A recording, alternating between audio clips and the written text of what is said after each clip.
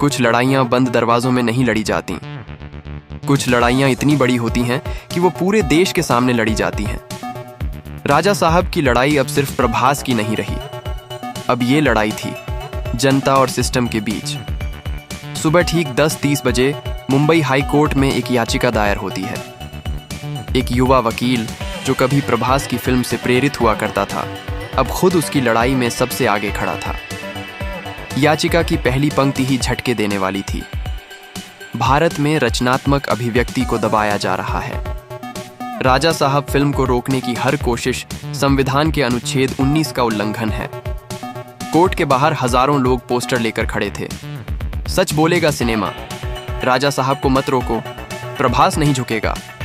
लेकिन ठीक दूसरी तरफ सत्ता समर्थकों का हुजूम भी था। यह फिल्म समाज में जहर फैला रही है, सिनेमा को मर्यादा में रहना चाहिए, प्रभास को माफी मांगनी चाहिए। अब माहौल सिर्फ गर्म नहीं था, एक ज्वालामुखी बन चुका था। कोर्ट के भीतर सरकार की ओर से 2 अनुभवी वकील खड़े थे। सामने एक साधारण सा लड़का प्रभास की ओर से अकेला मुकाबला कर रहा था।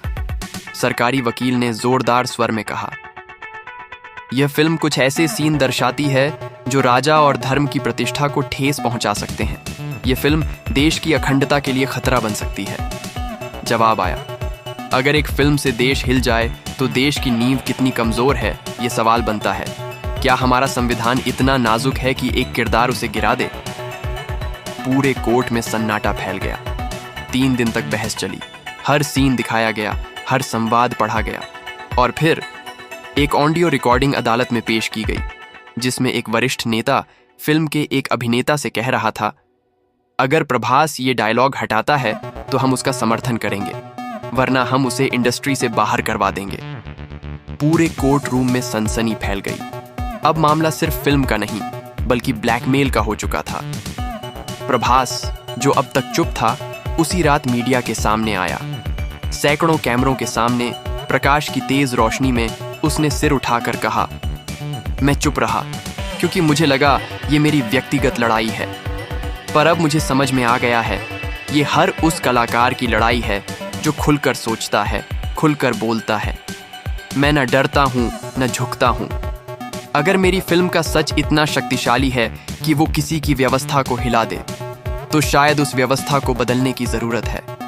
अब उसकी आंखों में आंसू नहीं थे, अब वहां आग थी। फिर जो हुआ वो भारतीय सिनेमा के इतिहास में पहली बार हुआ। देश के छोटे बड़े अभिनेता, लेखक, निर्देशक सब ने वीडियो बनाकर प्रभास का समर्थन किया।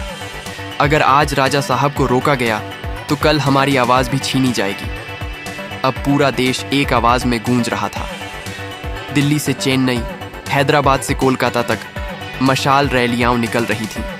सड़कों पर, दीवारों पर, मोबाइल की स्क्रीन पर सिर्फ एक ही नारा था, हम प्रभास के साथ हैं। इसी बीच अदालत का फैसला आया।